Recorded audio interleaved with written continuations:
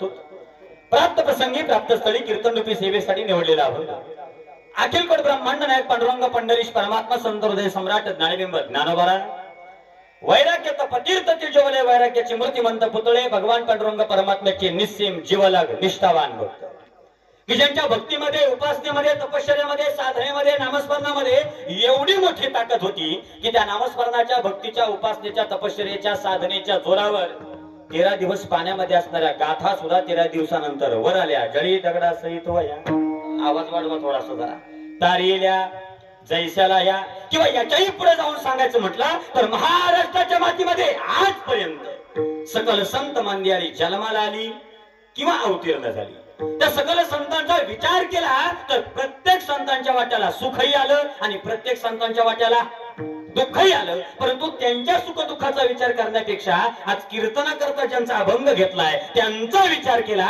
तर यांच्या वाट्याला जसा शेवट आला तसा शेवट महाराष्ट्राच्या मातीत अजून कोणाच्या वाट्याला आला नाही. ते देऊचे सुप्रसिद्ध साधू जगत वंदनीय जगतमान्य जगद्गुरु तुकोबाराय यांचा 4 चरणाचा संतांवरती विश्वास ठेवून जगाच्या मालकाची जर भक्ती केली तर संत सुद्धा कशी कृपा करतात आणि जगाचा मालक सुद्धा कसा सांभाळतो याचं यथार्थ वर्णन करणारा अभंग आज कीर्तन रूपी सेवेसाठी निवडलेला आहे.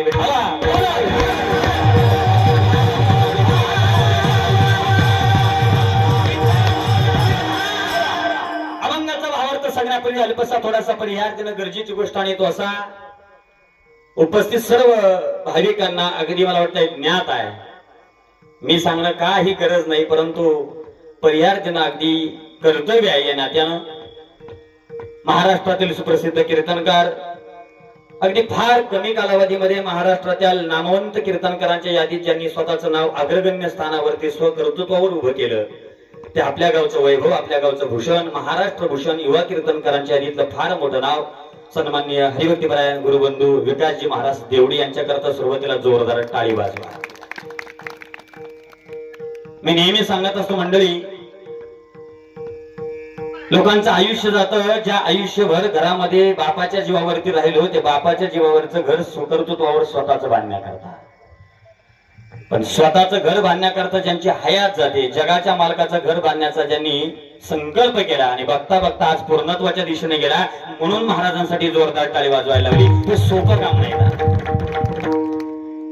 मी मगाशी आल्याला महाराजांना बोललो महाराजांचा माझा परिचय बऱ्याच वर्षापासूनचा आहे बऱ्याच दिवसापूर्वीची आमची मैत्री आहे. परंतु रोज महाराष्ट्रभर कीर्तनाचे कार्यक्रम फिरत असताना वेगवेगळ्या सप्ताहांमध्ये एकमेकांच्या यादीमध्ये एकमेकांची नावं पाहायला मिळतात.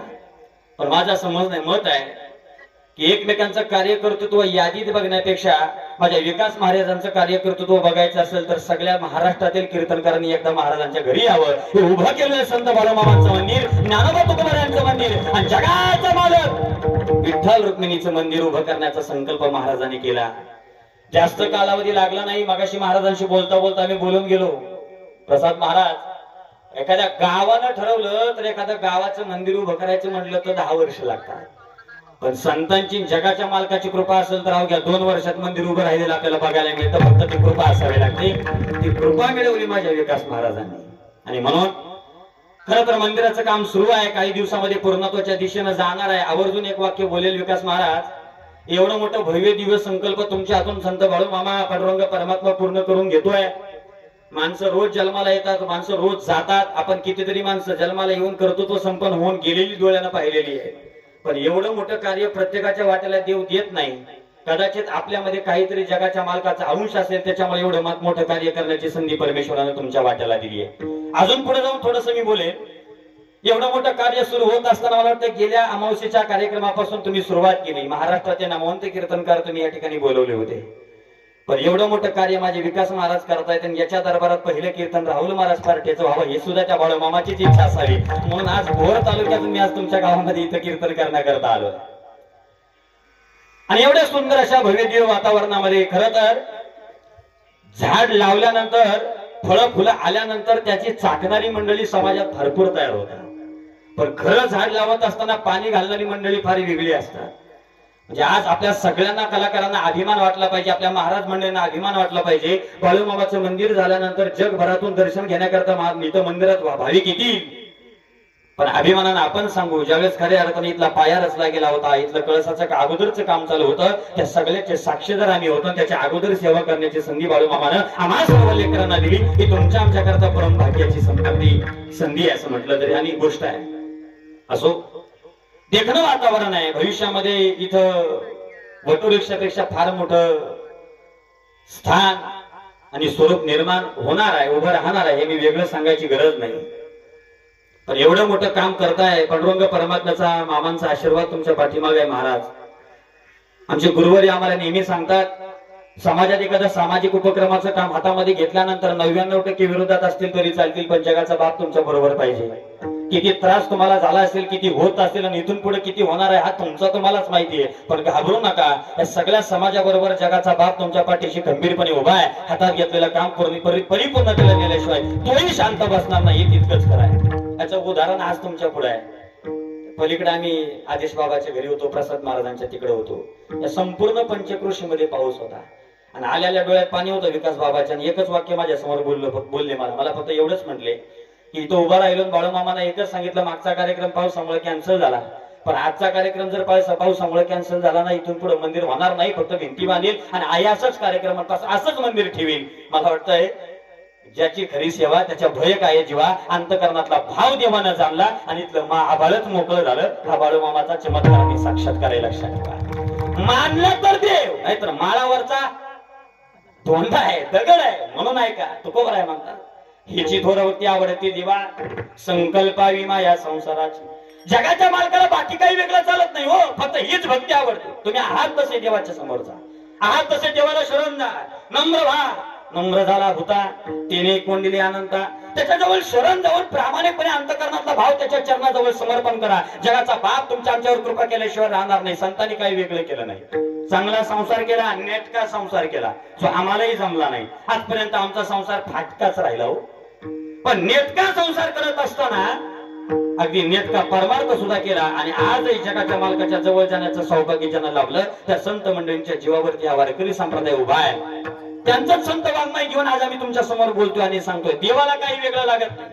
आहात तसे राहा, देवाला हेच आवडतं. संसार करा, 100% करा, पण संसार करताना मात्र ज्याच्या ताकदीनं संसार चाललाय, ज्याच्या कृपेनं संसार चाललाय, त्याला कधीच विसरू नका. त्याचं मात्र प्रामाणिकपणे भजन करा. बस ह्याची थोडं भक्ती आवडती देवा.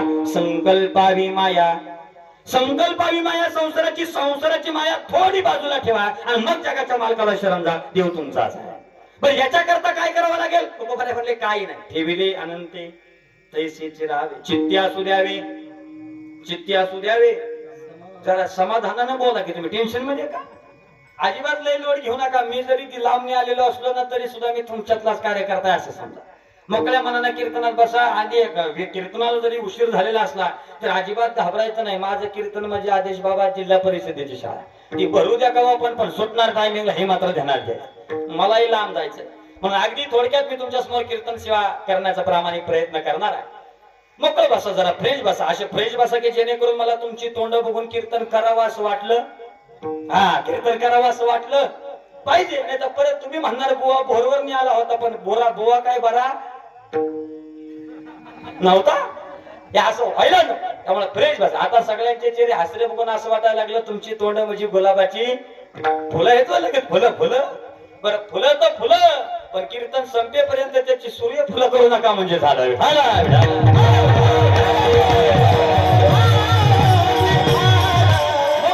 फ्रेश बसा. जगाच्या मार्गाच्या दरबारात आपण इतकं रुबाबात बसायचं. मी काय तुम्हाला रुबाबात बसायचं सांगतो याचं कारण ऐकायचं तुम्हाला. जगाच्या मार्गाच्या किंवा कीर्तनामध्ये फ्रेश का बसायचं याचं फक्त एक कारण आहे. आपल्याला जास्त दिवस जगायचं नाही. तुमची डोकी आहेत का जाग्या?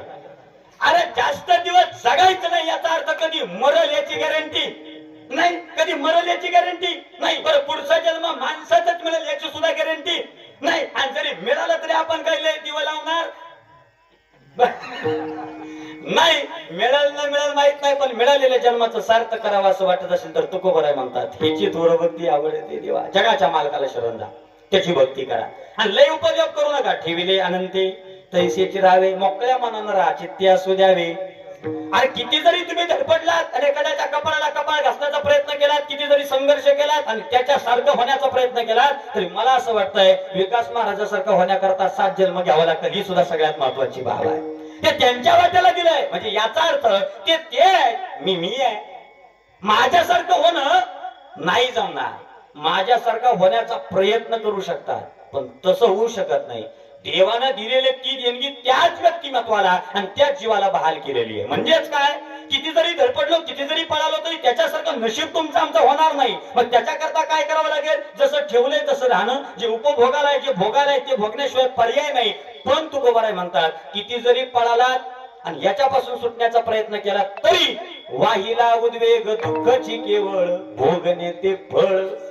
ते भोग आहे, ते जगाच्या मार्गाला सुटले. तुमच्या वाट्याला आलं तर तुम्हाला असं वाटतं सुटतील, डोक्यातून काढून टाका. कोणाला सुटले नाही, तुम्हालाही सुटणार नाही. मग ते जर भोग तुम्हाला सुद्धा सुटणार नसेल तर ठेविले अनंते तैसे चिरावे, चित्ते असू द्यावे समाधान. आणि एवढं प्रामाणिकपणे जर देवाच्या पुढे गेलात ना, तर तुकोबाराय म्हणतात काही करू नका. तुका म्हणे घालू तयावरी भार, वाहू हा संसार देवापायी.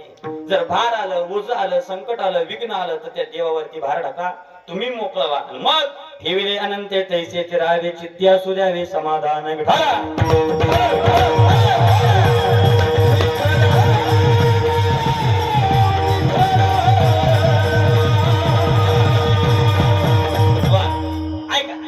अभंगाचा थोडक्यात आणि सरळ भावार्थ तुमच्या सगळ्यांपर्यंत पोहोचला असा प्रामाणिक हेतू अंतकरणामध्ये जमा करतो, समाविष्ट करतो आणि पुढे चालतोय. चला, अभंग जगद्गुरु तुकोबारांच्या गाथेतील 4 चरणाचा आणि आजच्या अभंगातून जगद्गुरु तुकोबाराय जगाच्या मालकाची भक्ती कशी करावी हे फार गोड सांगतात. ह्याची थोर भक्ती आवडते देवा.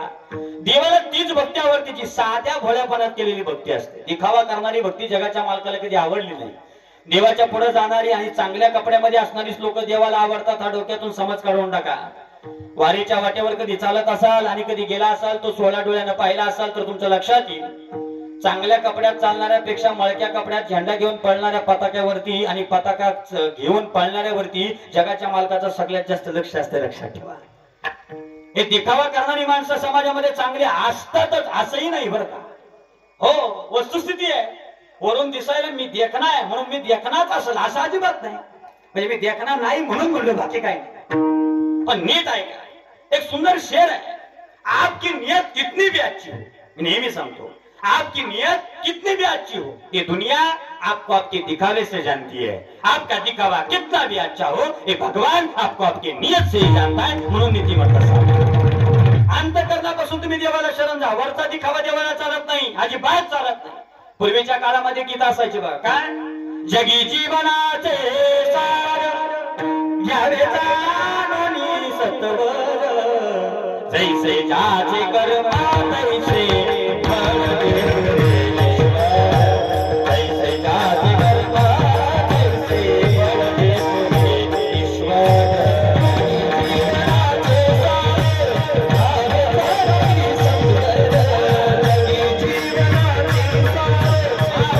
जाणूनी सत्वर, जीवनाचे सार घ्यावे सत्वर.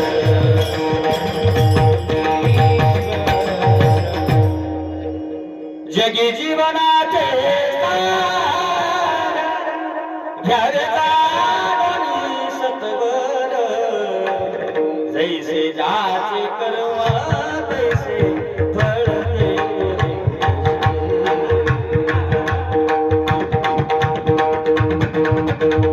केले कर्म झाले तेची भोगाला, उपजले जे कर्म करू ते तुमच्या आमच्या वाट्याला फेडायला आहे, ते भोगायला आहे. त्याच्यातून कोणाची सुटका झाली नाही. दादा आवर्जून ऐकायचं, मी सकाळी कीर्तनात बोलता बोललो, आपल्या देशाचा अभिमान, देशाचा स्वाभिमान, ज्याने एकेकाळी भारत देश संकटामध्ये असताना स्वतःचं ऐश्वर्य पणाला लावलं आणि भारत देशाचं संकट दूर करण्याकरता असणाऱ्या प्रॉपर्टीचा भला मोठा हिस्सा भारत देशाला दान केला. काही दिवसापूर्वी तोच महात्मा तुमच्या आमच्यातून निघून गेला. इतर डोळ्यापुढे नाव, त्यांचं नाव रतनजी टाटा. एवढा मोठा माणूस की खऱ्या अर्थाने एवढ्या मोठ्या गडगंज संपत्तीचा मालक असणाऱ्यानं सुद्धा नम्र कसं आयुष्य जगावं याचं आदर्शवत उदाहरण जगातलं सगळ्यात मोठं असेल तर ते रतनजी टाटा आहे. 200 देशांमध्ये कारभार चालतो, अब्जावधी रुपयांची प्रॉपर्टी आहे. कोरोनाच्या काळात तुमचं माझं घर कसं चालवायचं हा प्रश्न तुमच्या आमच्या डोळ्यापुढे होता. कुटुंब कसं चालवायचं याच्याकरता प्रत्येक जण धडपडत होता. पण अशा काळात माझा देश आर्थिक संकटात आहे एवढं डोळ्यापुढे ठेवलं आणि आजपर्यंत कमवलेल्या प्रॉपर्टीतला 1,500 कोटी रुपयांचा निधी भारत देशाला असा दान करणारा तोच मोठा होता. त्याचं नाव होतं रतनजी टाटा. ऐकायचंय एका मुलाखतकाराला प्रश्न विचारला, असं एवढं तुम्ही प्रामाणिकपणे कष्टाने कमवलंय, आजपर्यंत दारात आलेला कधी विनमुख केला नाही, मोकळ्या हाताने गेला नाही, पण सांगा ना भारत देशाला एवढी मोठी देणगी आणि दान तुम्ही काय केलं?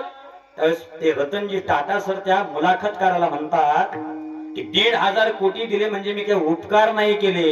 या भारत देशात मी जन्माला आलोय ही खऱ्या अर्थानं माझ्यासाठी फार मोठी स्वाभिमानाची बाब आहे. ज्या दिवशी मला कळेल की माझा देश अडचणीत आहे, संकटात आहे, तर 1,500 कोटी सोडा कमवलेलं सगळं साम्राज्य भारत देशाकरता अर्पण करण्याकरता मी स्वतः तयार आहे. त्याचं नाव रतन टाटा आहे. मी थोडासा उदाहरण तुमच्या समोर मांडण्याचा प्रयत्न केला, मला फक्त प्रामाणिकपणे उत्तर द्या. एवढ्या मोठ्या गडगंज संपत्तीचा मालक असणाऱ्या माणसानं सुद्धा आयुष्यभर समाजकार्य केलं. काही दिवसापूर्वी जग सोडून निघून गेले. कर्माला चुकले नाहीत, कर्म आयुष्यभर करत राहिले. शेवटपर्यंत काम करणारा माणूस होता. सांगा जाताना काय घेऊन गेले? काय गेले? 2-4 कोटी रुपये, 10-5 गाड्या, काही नाही हो. जाताना आलेली माणसं एकटी येतात, जाताना एकटी जातात.